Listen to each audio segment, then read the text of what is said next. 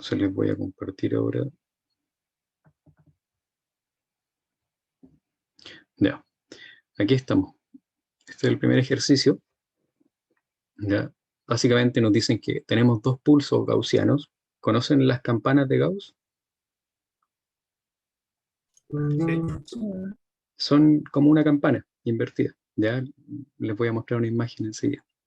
Pero bueno, nos dicen que tenemos una cuerda ya, y en esta cuerda se propagan dos pulsos que son gaussianos. De modo que la deformación de la cuerda, que es este H, queda representada por la suma de los dos pulsos, H1 y H2, según esta fórmula. ¿Ya? Básicamente nos dan la deformación. Ahora, en la primera parte nos piden identificar la magnitud de velocidad y el sentido de la propagación de cada pulso. Ya no necesariamente dar los dos hacia la derecha o hacia la izquierda, ahí lo vamos a ver. Y como indicación, que prueben bosquejando la deformación de la cuerda para distintos instantes de tiempo, es decir, hacer estas gráficas para instantes diferentes, para ver qué es lo que nos da. Luego nos preguntan en realidad, ¿qué es lo que se propaga a velocidad v? Se propagan las partículas de la cuerda, se propaga la onda, pero ¿qué es una onda? ¿Qué es lo que se está moviendo? Básicamente es eso lo que se busca responder.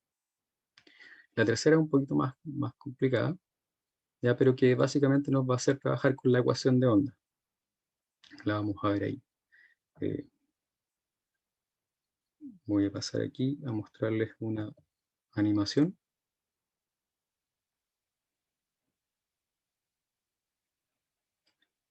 Esto que ven acá son los dos pulsos.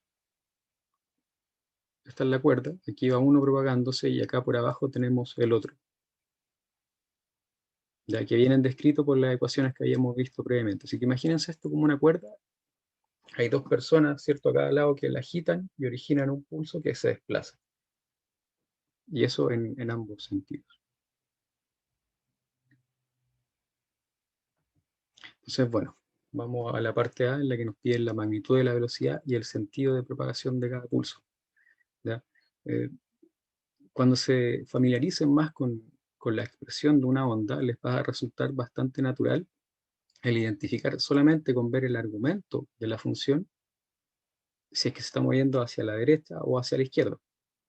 ¿Ya? En general hay como una regla que nos permite visualizar eso, que es muy simple, pero vamos a ver cómo, sin tener que graficar, por ejemplo, podríamos identificar aquello. Entonces, lo primero que tenemos que hacer es recordar e identificar también que nos piden, ¿cierto?, en términos simples, la velocidad del pulso, magnitud y el sentido, la dirección en este caso, que sabemos que en un solo eje.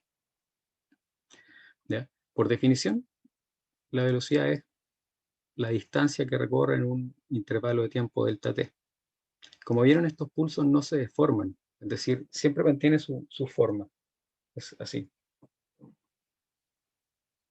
Entonces, lo que podemos hacer es pensar en qué punto del pulso yo podría calcular el delta x y el delta t. ¿Ya? Y una de una forma de poder resolver aquello sería recordando que es un pulso gaussiano. Entonces, si nos vamos un poquito más arriba de la pregunta, van a ver, por ejemplo, en H1, cómo es el argumento. ¿Ya? Si se dan cuenta, esto decrece en el tiempo. Perdón, decrece en función de lo que valga este argumento. Ya se hace cada vez más pequeñito. Es por eso que en el centro es muy grande y luego decae hacia los bordes. Entonces uno podría pensar en mirar la parte superior del pulso.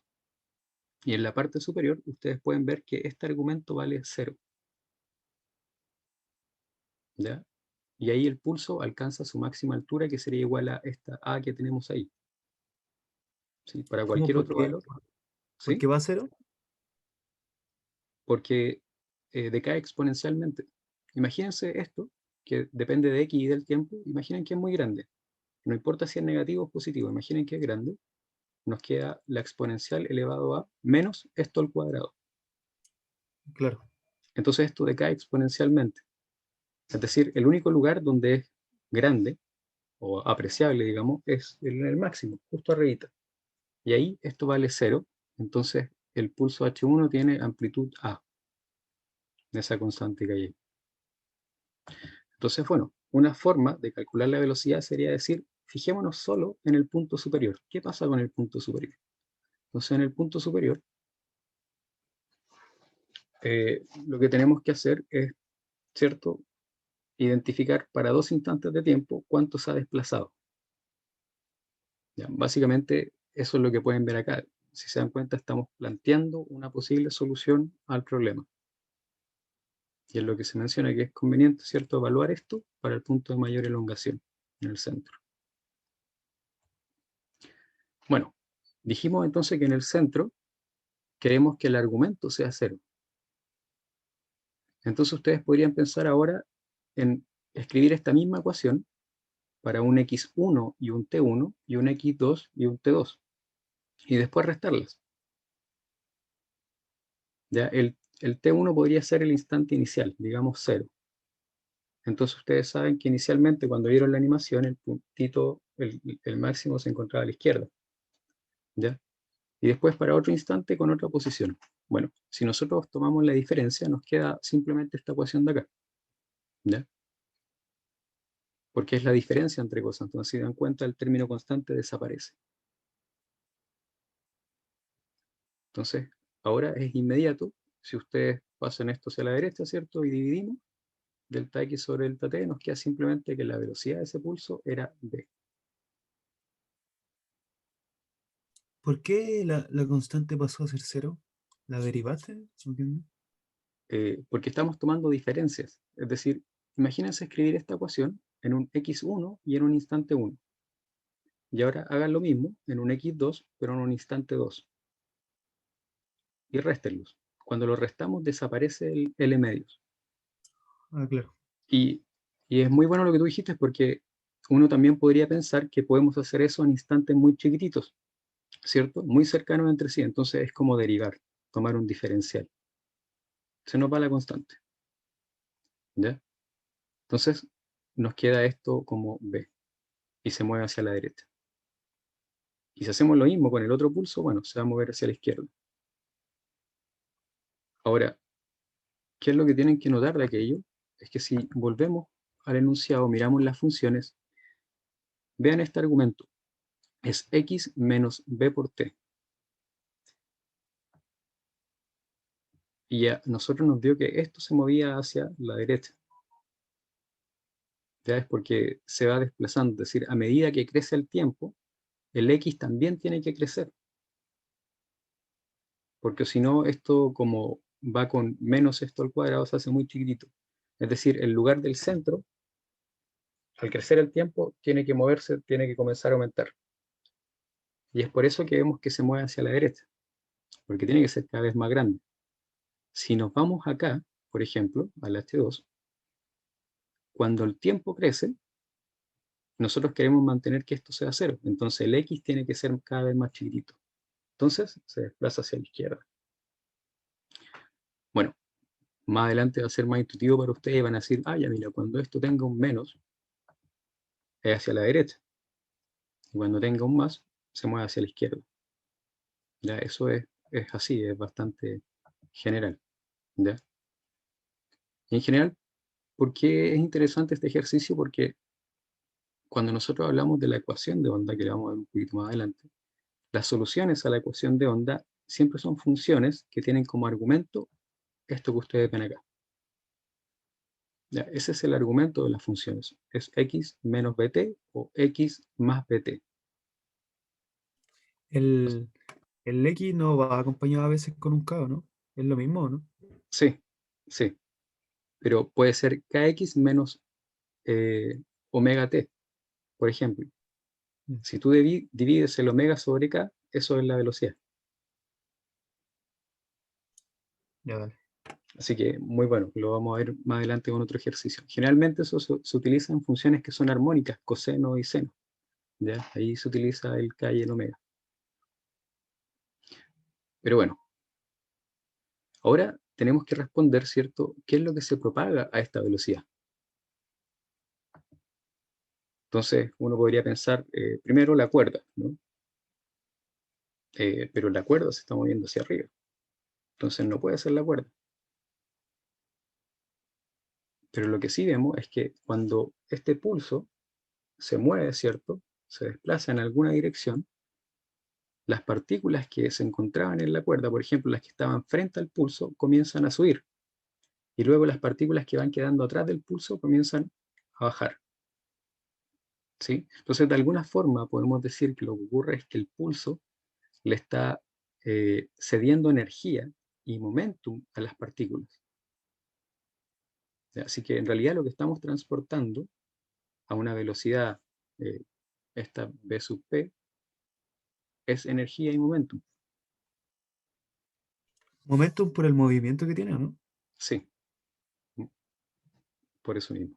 Porque las partículas adquieren, ¿cierto?, una velocidad en un determinado sentido y dirección, que en este caso hacia arriba. Así que, bueno, eso es básicamente lo que pueden ver acá.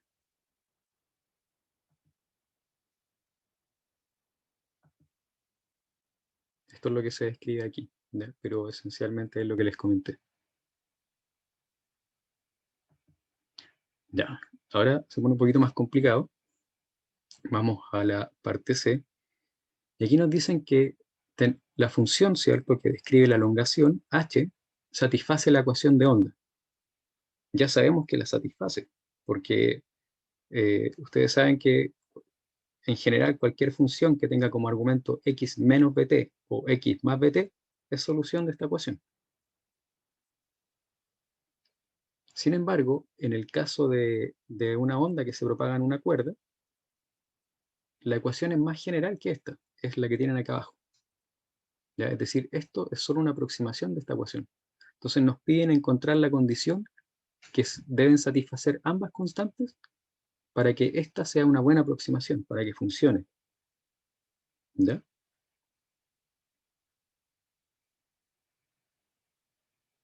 Ahora, bueno, eso se debe cumplir en cualquier posición y en cualquier instante. Eso es lo que nos dice.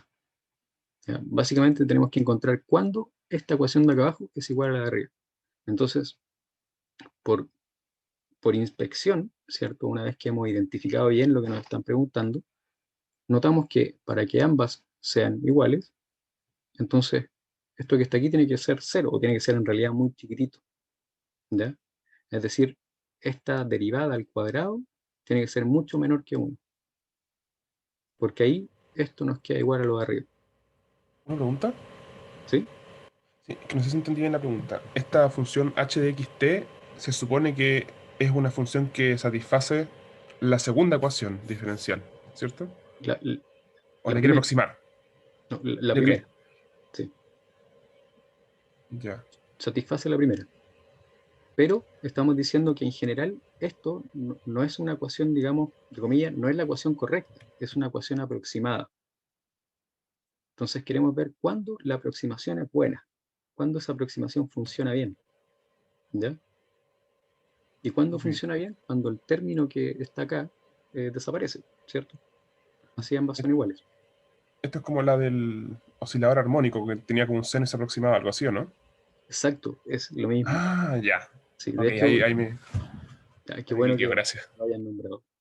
No sé si se acuerdan o lo vieron posiblemente en clase, cuando se deduce la ecuación de onda para una cuerda, se aproxima la tangente de teta del ángulo que forma ahí la cuerda con el seno de teta y se dice seno de teta aproximadamente teta.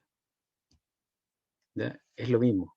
Lo que pasa es que aquí les estoy diciendo, ok, pero ahora asuman que esa aproximación no estaba.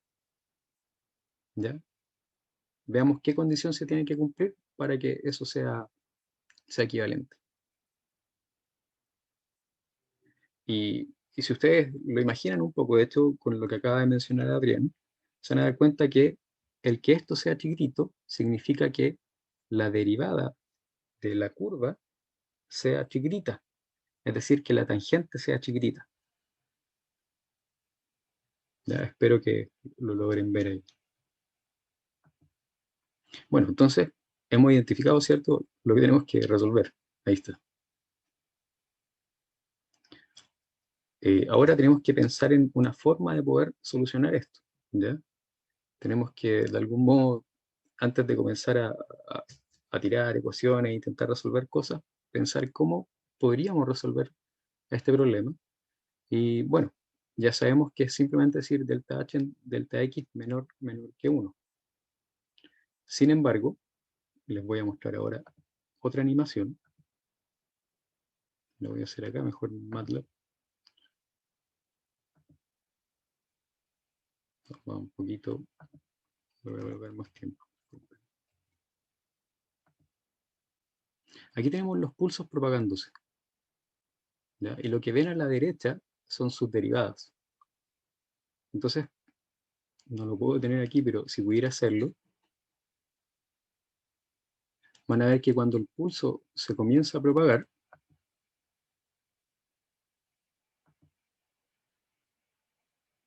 sus derivadas en la zona que está plana es 0, ¿cierto?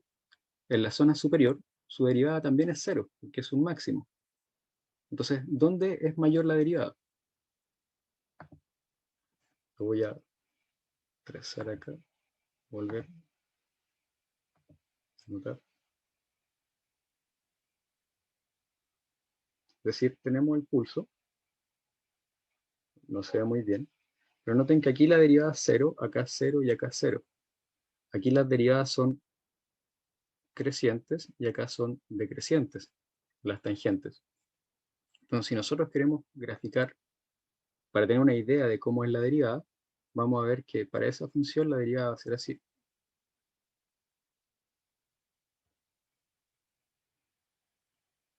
¿Lo ven? Aquí está el punto 1, 2 y 3. Aquí está el Claro. punto 1 con derivada 0. Aquí de nuevo el punto 2 con derivada 0 y aquí el punto 3 con derivada 0. Entonces vemos que las derivadas son máximas aquí entre medio. En alguna parte de ahí son máximas. Entonces, el satisfacer esta condición para que siempre sea menor que 1, en realidad se resume a decir que este punto de la derivada tiene que ser siempre menor que 1, es decir, el punto donde sea máximo. Ahora, lo que tenemos que hacer entonces es simplemente volver a derivar esto y encontrar el máximo. ¿Se entiende? Tenemos que calcular la segunda derivada, y la segunda derivada nos va a decir en qué punto es máximo. Y luego imponemos que se cumpla esta condición de acá. Entonces, limpiamos todo. Esencialmente es eso.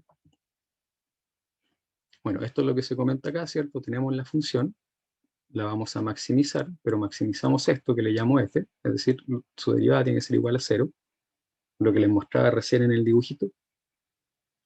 Y ahora vamos a proceder entonces a calcular las derivadas, ¿ya? Aquí tenemos la primera. Eso fue lo que les mostré, que va por arriba, baja y después hacia el otro lado. Acá tenemos la segunda derivada. Ya, ustedes después pueden revisar con más tiempo el álgebra. Sin embargo, noten que se deriva la exponencial, entonces sale el menos b hacia afuera, luego se deriva esto que va al cuadrado, sale un 2 y ahí está el argumento. Y aquí lo mismo para el otro pulso, el que venía en el sentido contrario. Así que llegamos a ese resultado. ¿Ya? Ahora, nosotros estamos buscando el máximo en la derivada, es decir, aquí arriba tenemos que igualar esto a 0.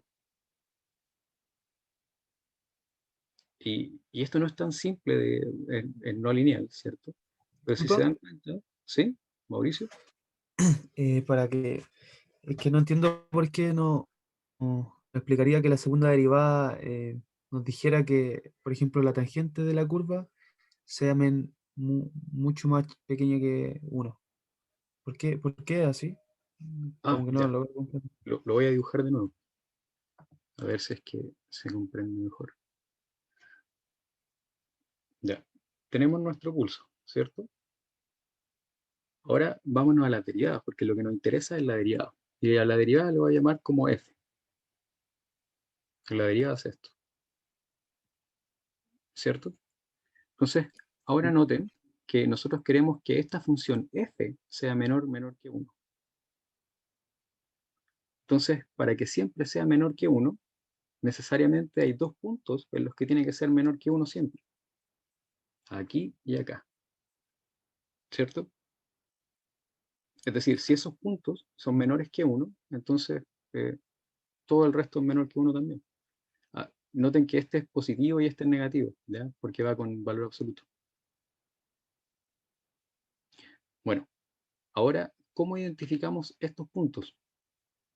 Son los máximos de la función f. Entonces hay que optimizar la función f. Derivada de f igual 0, porque aquí es 0. Y acá también.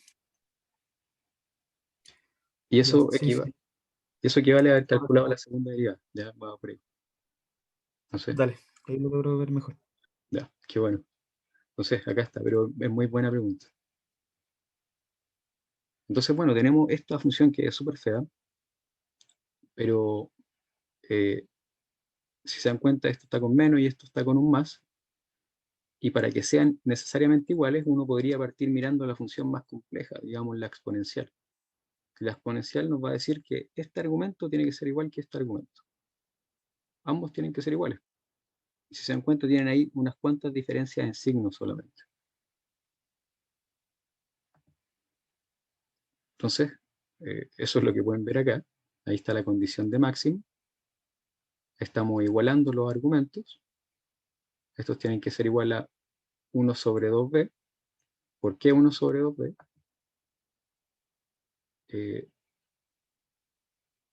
Básicamente por lo que vemos acá. ¿Dónde está?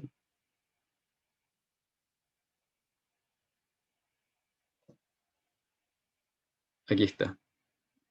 Estas exponenciales tienen que ser iguales. Ya dijimos que los argumentos eran iguales, entonces se cumple. Y por otro lado, esto que está aquí tiene que ser 0. Entonces, esto tiene que ser igual a 1 sobre 2b, si pasan el 2b dividiendo. Entonces tenemos en general esto. Y si miramos solamente aquí adentro, eso es x menos bt más L medios. Lo voy a escribir de otra forma. Es x menos bt menos L medios al cuadrado igual a x más bt menos L medios. Son iguales, salvo un signo. ¿Ya? Y de hecho ese signo lo podríamos sacar y colocárselo al x. Podríamos haber dicho en realidad esto es así, porque como está al cuadrado da lo mismo. Perdón, más. Y se dan cuenta que el único que cambia de signo es el x. Y si ambos son iguales, entonces el x tiene que ser 0. Y eso es lo que ven acá. Es decir, el x tiene que ser 0. Entonces colocamos simplemente x igual 0 y despejamos el tiempo con cualquiera de las dos relaciones. Llegamos a esta expresión. La comilla no indica nada de derivada, ¿cierto? Es solamente No, como es para un decir que, X específico. claro, que es algún x y algún t. Muchas gracias por eso. Se me pasó a mencionar. Bueno, No, no entendí por qué el X tiene que ser 0. porque si ve el argumento, esto se puede escribir de modo que ambos sean iguales, pero lo único que queda con un signo cambiado es el x. Ah, ok, ok. Entonces, si el x queda con el signo cambiado y algo es algo más x es igual a algo como menos x al otro lado, entonces el x tiene que ser 0 en este caso. Bueno, tomamos eso, lo reemplazamos en la función f que nos importaba, que era la derivada, y nos da esta condición. Y ahí tenemos la condición.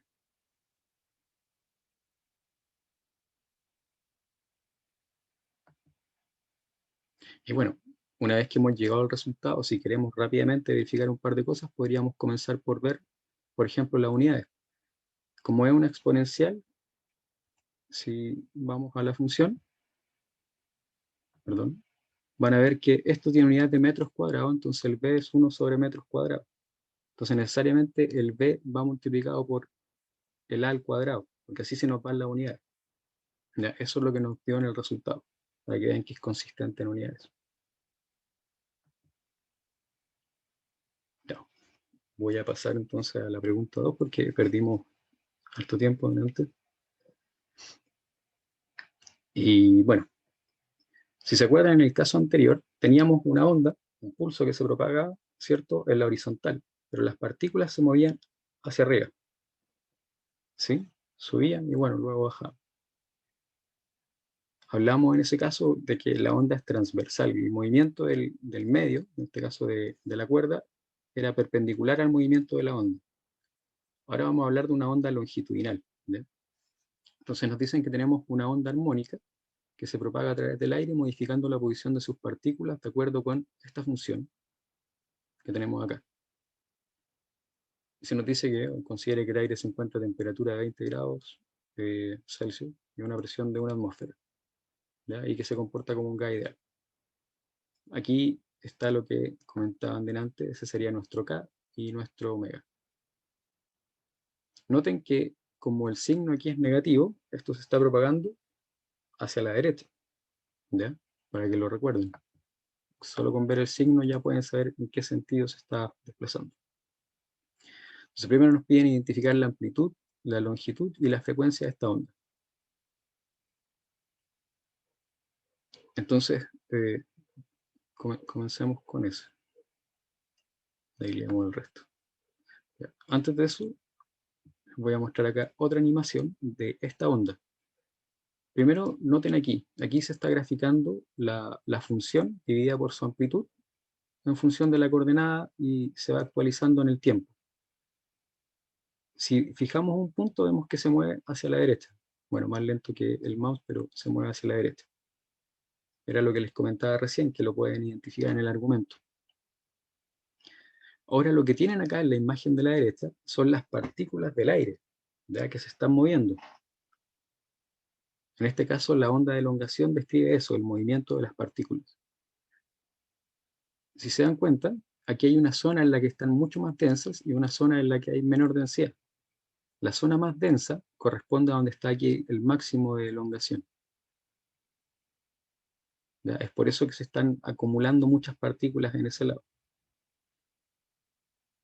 Básicamente por el desplazamiento, hacia dónde se están desplazando. ¿Ya? Y por otro lado, bueno, tenemos la zona de mínimo, que es la que está aquí entre medio. ¿Ya? Ahora, si ustedes ven este dibujo con todas las partículas oscuras, van a pensar que se está moviendo todo hacia la derecha. Bueno, para evitar eso, aquí colocamos una partícula rojita, que es igual que las otras, ¿ya? Pero noten cómo es su movimiento. En realidad se mueve para allá y luego se devuelve. Se mueve para allá y luego se devuelve. Está haciendo un movimiento armónico simple. Ya no se están moviendo constantemente en una dirección. Y bueno, esta es una ilustración típica de una onda longitudinal. Ya, sigamos entonces con la primera parte. Identificar amplitud, longitud y frecuencia de esta onda. Lo más inmediato es que ustedes recuerden cuál es la forma general, ¿cierto? Cuando tenemos una onda armónica, que es A por coseno de kx menos omega t, más phi, más un ángulo, un valor x, perdón, un valor cualquiera. ¿Ya? Eso es lo que tienen aquí, esta es la fórmula general. Si identificamos k, entonces tenemos lambda, según esta relación, y lo mismo para la frecuencia. Aquí interpreten eso como una f. Un error ahí de tipeo. Así que, No se ve la fórmula. perdón, ¿no se ve? No se ve la fórmula. Ah, ahí sí. Ah, ya. Bueno, entonces, básicamente aquí tenemos que igualar, si es reconocer cosas. Así que el planteamiento de solución del problema es eso. Ahora igualamos las expresiones y reconocemos la amplitud, lambda, ¿cierto? Nos queda 2pi sobre k, ahí está k, y f, f nos queda omega sobre 2pi, y el omega es 2764. Ahí estamos. Ahora, imagínense que rápidamente quieren verificar su resultado, a ver si, no sé, está bien. Entonces, lo que pueden hacer es calcular la velocidad. Ya, la velocidad se la estaban dando, y ustedes saben que el k y el omega cumplen con omega sobre k igual a la velocidad, que en este caso es 3,43 metros por segundo, o de forma similar, lambda por la frecuencia también es la velocidad. Entonces noten que si hacemos la multiplicación nos da 343,2 metros por segundo. ¿Ya? Es lo que uno esperaba. Ya estaba en el enunciado también. Ahora veamos qué tipo de movimiento exhiben las partículas de aire. ¿Se acuerdan la pelotita roja que veían en la animación anterior? Decíamos que se movía hacia la derecha, se volvía hacia la izquierda y así. Decimos entonces que lo que hace es seguir un movimiento armónico simple. ¿Ya? Noten que no estaban constantemente desplazándose. ¿Ya? Ese efecto que aparentaba ser que todas se desplazaban juntas es solamente porque son muchas partículas. ¿Ya? Pero si nosotros fijamos una individual, como está hecho acá, van a ver que en realidad hace un movimiento armónico simple.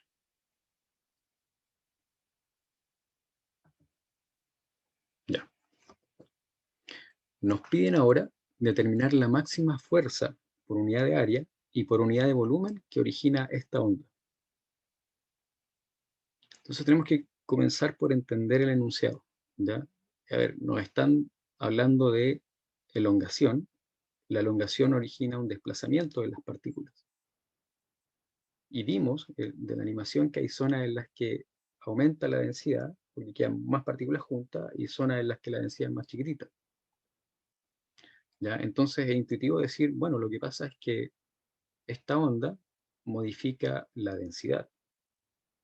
En principio, si nosotros tenemos una cantidad de masa delta M chiquitita, entonces lo que va a hacer es cambiar el volumen en el que se encuentra esa cantidad de masa. Ya por eso que hay zonas más densas y otras menos densas. Y por otro lado, si recordamos que por enunciado nos dicen que se comporta como un gas ideal, recuerden que en un gas ideal P es igual a eh, nRT sobre el volumen. N sobre el volumen es densidad. Entonces, si cambia la densidad, cambia la presión. Y la fuerza por unidad de área es presión. Ahora tenemos que preguntarnos, ¿y qué es fuerza por unidad de volumen? Y recordarán de 130 que la fuerza que se origina, es decir, en la segunda ley de Newton, porque estamos hablando de una fuerza, corresponde al gradiente de presión. Entonces, en términos simples, lo que estamos diciendo es que a partir de este enunciado reconocemos que nos están pidiendo la presión y la derivada de la presión. Ya, esas son las dos cosas que piden. Ya, eso es lo que está dicho acá. Ahora veamos. Tenemos que la onda de elongación origina un cambio de volumen, un cambio de presión, perdón, un cambio de densidad, entonces un cambio de la presión. Y aquí está lo que les comentaba. Tenemos el cambio de densidad, ¿cierto? Va a ser igual a una masa chiquitita. Aquí el delta volumen que ocupa esa masa. Y por otro lado, la presión se relaciona con la densidad a partir de esta ecuación, de estado de gas ideal. Entonces, bueno, ¿qué es lo primero que tenemos que hacer? Es determinar cómo la elongación modifica los elementos de volumen.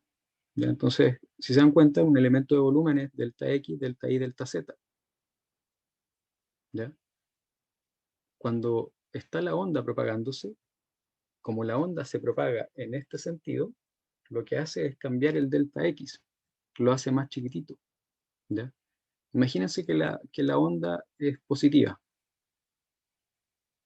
Entonces, si es positiva, todas las partículas se están desplazando en una dirección, se comienzan a acumular.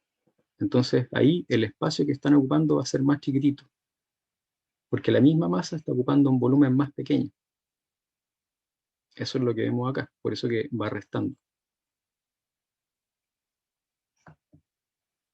Disculpa, ¿Sí? lo que hace esta onda entonces es como separarse mucho en un tipo de dirección y después acumularse demasiado. Eso es lo que es armónico, ¿no? Como un acordeón que se va estirando, ¿eso es? Sí, de hecho, así es. Ya, vale. Así que, bueno, tenemos acá, ¿cierto? El cambio de densidad, ya eso es lo que queremos mirar aquí.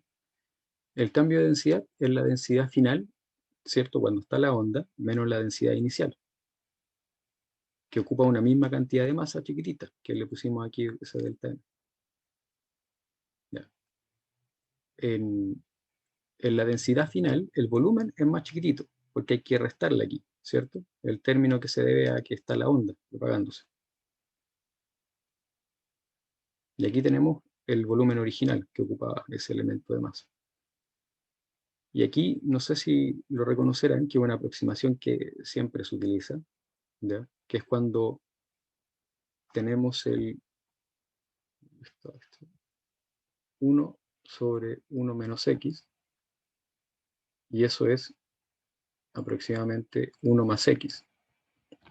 Ya es una aproximación típica, siempre se tiende a utilizar. Así que por eso se las escribo ahí. Y básicamente eso es lo que está siendo utilizado acá. Sacamos el delta x para afuera, entonces nos queda 1 menos delta, esta función, dividido en delta x. Así que nos queda arriba con un más, si aproximamos. Y al hacer la resta, ¿cierto? Se nos va el término que está con el 1. Así que el cambio de densidad va a ser simplemente esto que está aquí, que sabemos que era la densidad original, por la derivada de la elongación respecto a x. ¿Cómo hacemos ese paso entre esto y esto de acá? Bueno, decimos ahora que tomamos el límite al continuo, es decir, que las diferencias son muy chiquititas, ¿ya? Entonces con esto, que fue básicamente ver cómo cambiaba el elemento de volumen, tenemos el cambio de presión, perdón, de densidad. Y si tenemos el cambio de densidad, ecuación de estado de K ideal, tenemos el cambio de presión. Ahora lo que tenemos que hacer es calcular la máxima fuerza. Es decir, tenemos que derivar simplemente esa función. Así que bueno, la máxima fuerza por unidad de área es P0 más delta P, más lo que cambió la presión debido a la onda, y eso va a ser P0, y utilizamos el resultado anterior. Este K sale de haber derivado. Recuerden que la función es un coseno de kx menos omega t. Si la derivamos respecto a x, sale un K hacia afuera. Así que como nos importa solo el máximo, nos quedamos solo con el K. Y por otro lado, queremos la máxima fuerza por unidad de volumen, es decir, la derivada de la presión. Entonces, si se acuerdan, voy a volver atrás, habíamos dicho que la presión ya iba con una primera derivada, entonces la fuerza de volumen va con una segunda derivada. Y tenemos acá. Como estoy derivando dos veces, sale un K por un K cuadrado, que es lo que ustedes pueden ver ahí. Ahora, aquí me adelanto un poquito. Con eso ya tenemos respondido. Sin embargo, es bueno que sepan que no siempre hay una sola solución, ¿ya? Hay varias formas de llegar al resultado.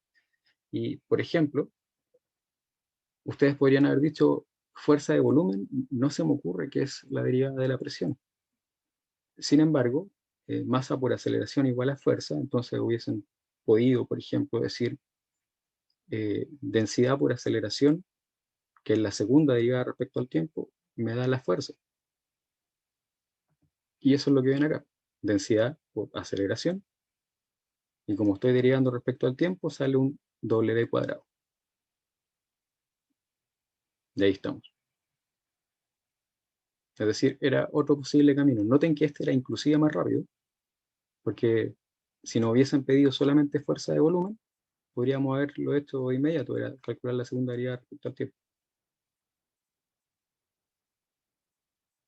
Pero entre la K y la W no son diferentes. Buena pregunta. En principio no se ven iguales, pero sabemos eh, que K y W se relacionan con la velocidad, ¿no? Sí, K no es el número de onda, ¿o no? Sí, el número de onda. El- W es K por la velocidad al cuadrado. Perdón, K por la velocidad. ¿Sí? Perdón, Entonces, esto no es esto lo mismo que la presión de radiación? ¿Radiación? ¿No es lo mismo? no. Ah, ya. No, aquí estamos trabajando con ondas mecánicas todavía. Ya, entonces, en principio no se ven iguales, pero habíamos dicho que omega es k por b, entonces aquí nos queda k cuadrado igual que arriba, pero nos queda b cuadrado.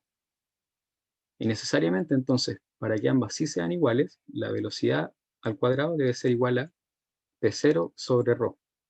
O sea, la velocidad igual a la raíz de p0 sobre ρ, sobre la densidad. Y si lo buscan, esa es la velocidad del sonido, ¿ya? Así que está bien, es consistente, digamos. Ya, gracias. Gracias a ti, es una buena pregunta y de hecho eso venía como en esta parte, ¿ya? Que nos piden encontrar la velocidad de propagación de la onda utilizando la ecuación de movimiento. Y la ecuación de movimiento es masa por aceleración igual a fuerza. Es decir, ρ por la segunda derivada respecto al tiempo igual a menos el gradiente de presión.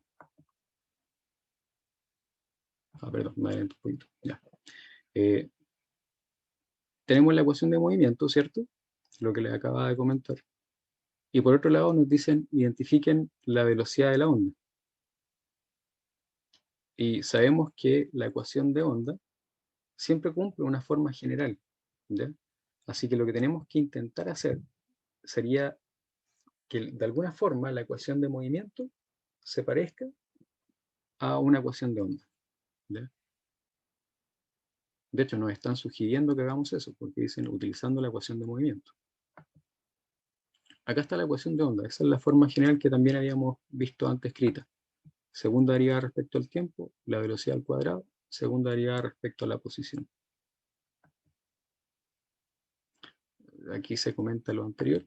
Entonces, aquí está la ecuación de movimiento. La derivada de la presión ya la habíamos calculado, ¿se acuerdan? Así que nos queda simplemente esto. Y aquí se pasó dividiendo el ρ0. Entonces, si comparamos esto de acá con lo de arriba, es inmediato que la velocidad es raíz de p sobre ρ.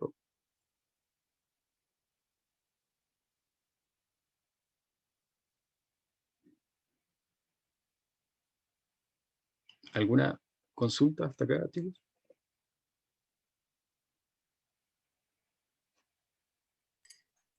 ¿Por qué la velocidad de propagación está relacionada? Está la ecuación de movimiento. Yo pensaba que la primera derivada representaba la velocidad de propagación. ¿No es así? Eh, Me perdí como la primera derivada, O sea, la del que va respecto al tiempo. sí me perdí un poco cómo utilizaste esa ecuación. Ah, ya, mira, en realidad no la estoy utilizando, solo estoy diciendo, esta es la forma general, siempre va a ser de esta forma. Eh, Entre comillas, a veces el b lo colocan al otro lado, entonces queda 1 sobre b cuadrado, ¿ya? Para que tengan eso en cuenta. Así que lo que estamos diciendo es que por enunciado nos dicen, usen la ecuación de movimiento. Bueno, esta es la ecuación de movimiento, ¿ya? Pero intuitivamente, si nos están pidiendo la velocidad, entonces vamos a intentar relacionar esto con lo de arriba, que se parezcan. Entonces pasamos dividiendo el ρ0, porque ya tenemos la segunda derivada respecto al tiempo, y reemplazamos el cómo nosotros ya sabemos que se relaciona la presión con la elongación, que era con una primera derivada. Entonces nos queda lo de acá. ¿Ya? Así que ahora miramos este término acá y decimos, bueno, esto tiene que ser la velocidad al cuadrado.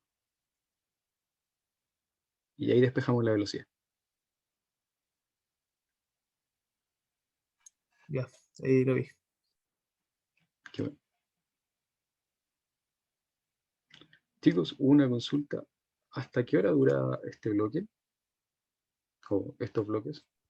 En 10 minutos más termina. Ya.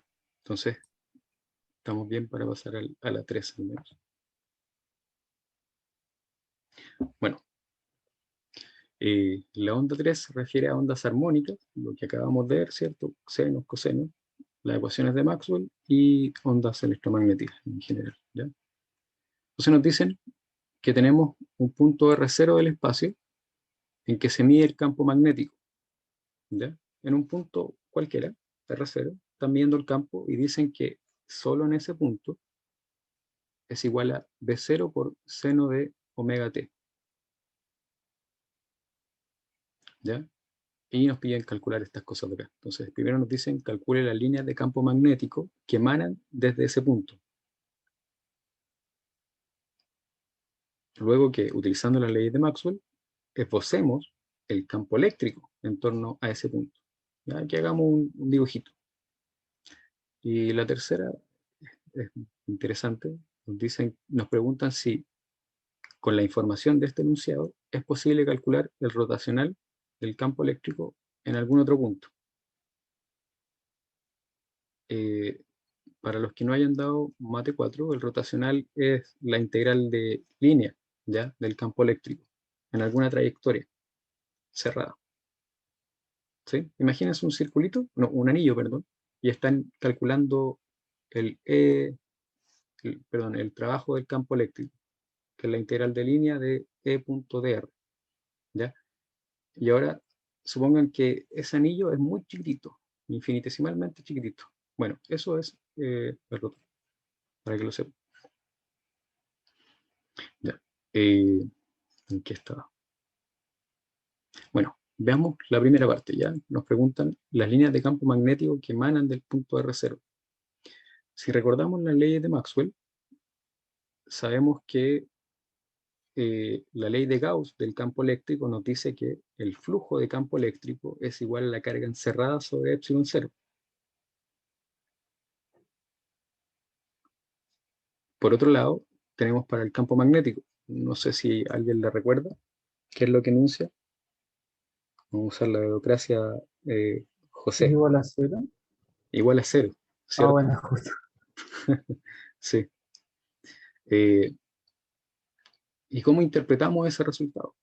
Lo interpretamos diciendo que no hay cargas magnéticas o monopolos magnéticos aislados, ¿ya? Esencialmente eso. En términos de líneas de campo, es también interesante saber lo que ocurre, saber qué significa que la ley hable, de flujo, ¿ya? Y en ese caso es muy ilustrativo pensar en un par de carguitas. Imagínense que tienen una carga eléctrica acá y vemos su campo eléctrico. Su campo eléctrico va a ser así, ¿ya? Imagínense ahora que eh, tenemos un cable por el que sube una corriente. Entonces, si nos acordamos de 120, sabemos que el campo magnético va así, ¿cierto? Con la regla de la mano derecha, girando alrededor. Bueno, esto de acá, que ustedes pueden ver con el campo magnético, es porque está relacionado con la ecuación que lleva al rotacional, ¿ya? Es como que, entre comillas, nos está diciendo que rota alrededor de algo, ¿ya? Y esto de acá está relacionado con las leyes de flujo, las leyes de Gauss, ¿ya? En el campo magnético esto no se ve, no tenemos fuentes de campo magnético que sean como fuentes puntuales, como ocurre con las cargas eléctricas, ¿ya? Es decir, las líneas de campo magnético no emergen de un punto y terminan en otro, eso no pasa, ¿ya? Las líneas de campo magnético siempre van a ser así, como continuas, como lo que ustedes ven acá. ¿Ya? Pero no vamos a encontrar un punto en el que terminen y vuelvan a nacer, como se ve aquí.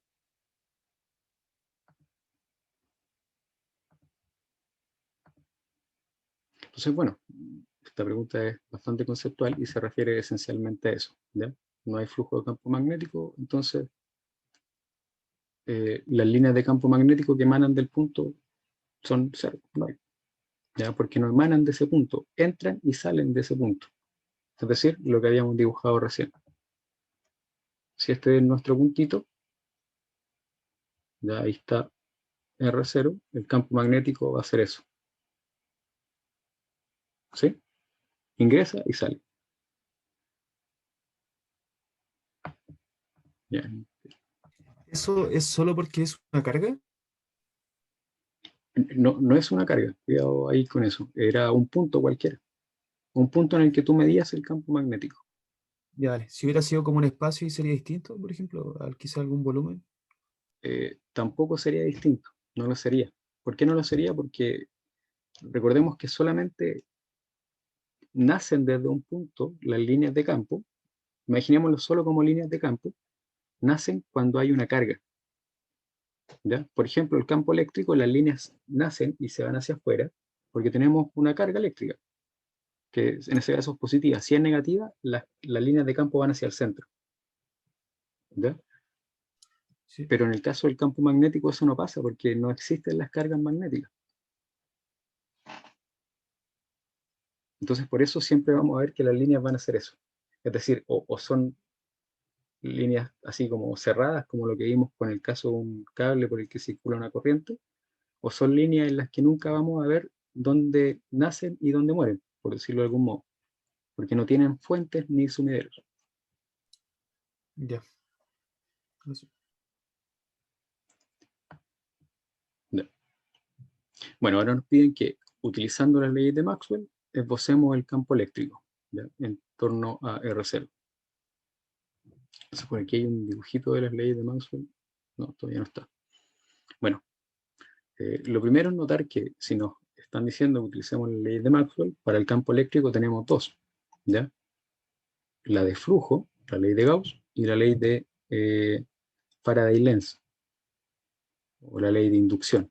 Entonces, tenemos que utilizar ambas expresiones. Tenemos que pensar, sin embargo, en que estas expresiones se refieren al uso de, en el caso de la ley de Gauss, de una superficie, para poder resolver esa integral, ¿ya? Una superficie cerrada, importante, se me está pasando. Y por otro lado, en la de acá, uno tiende a utilizar circuitos como en la ley de Ampère. Uno define una trayectoria cerrada también, un circuito de Ampère, es decir, lo enuncian, ¿ya? Así que, si queremos utilizar estas leyes, básicamente necesitamos integrarla escogiendo superficies y trayectorias que sean adecuadas. ¿Ya? Y aquí están los dibujitos. Entonces, veamos lo primero. Por enunciado vamos a asumir que no hay cargas eléctricas, ¿ya? Entonces lo que comentábamos sobre la ley de Gauss, ¿ya? Si no hay cargas eléctricas, es decir, se cumple esto de acá, las líneas simplemente vienen de una parte y salen por allá, ¿ya? No, pero no tienen esto, no tienen fuentes ni tienen sumideros.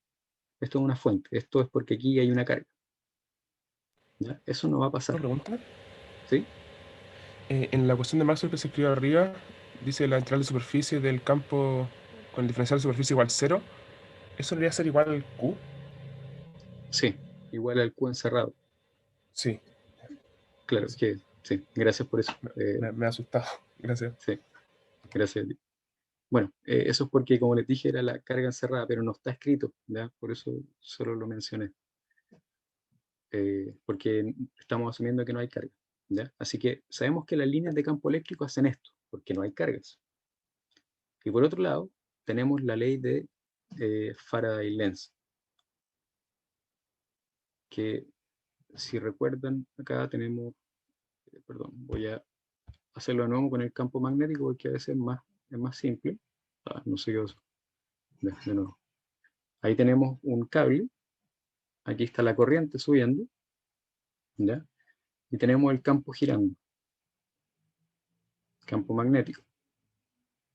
Y esto, en forma integral, es la integral cerrada de d.dr igual a mu sub 0 por i. ¿Sí? Entonces noten que eso es lo que pasa. Ya está rotando alrededor de la fuente y la fuente aquí es la corriente. O cargas en movimiento. Recuerden que la corriente se compone de eso. Y si esto va hacia arriba positivo, esto está rotando aquí según la mano derecha. Bueno, esto dice básicamente lo mismo, pero lo que le importa no es el campo magnético, es la derivada del campo magnético. Y básicamente eso es lo que ven acá. Aquí está la derivada del campo magnético hacia arriba. Y ahora hacemos el rotacional con la mano derecha. Pero recordamos que la ley de Lenz le pone un menos ahí. Entonces está girando hacia el otro lado. Este es el esquema, finalmente. ¿Ya?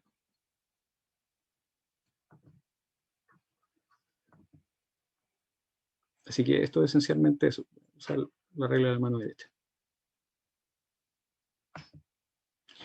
Y finalmente, ya para terminar, esta pregunta es cortita. ¿Es posible calcular el rotacional? Es decir, si nos preguntan el rotor, nos hablan de esta ley, ¿ya? Faraday-Lenz, en otro punto que no sea R0, y la respuesta es que no. No es posible porque no lo conocemos. No conocemos cuánto vale el campo en otro punto, solo sabemos cuánto vale en R0, ¿ya? Y eso no nos da información del valor que pueda tener en algún otro lugar. Así que esencialmente por eso no se puede. Ya chicos, esa fue la ayudantía. El próximo el otro ejercicio en realidad es complicado, pero no lo vamos a abarcar porque ya no nos queda tiempo.